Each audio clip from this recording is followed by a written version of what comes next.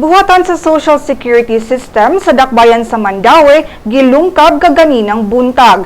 Balik na karon sa normal ang operasyon sa opisina human temporaryong gisirhan. Kauban nato karon si Ma'am Merlinda Duazo, Supervisor sa Member Services Section sa SSS. Ma'am Merlinda, giunsa man paglungkab ang inyong opisina ug unsay nakuha sa mga kawatan?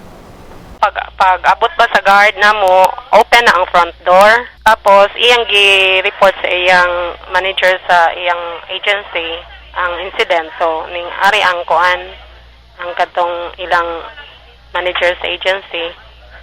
O niya, nakita nila. Then, gi-report sa Mandaue Police. Sa theft and robbery section. Diri ang taga Mandaue Police.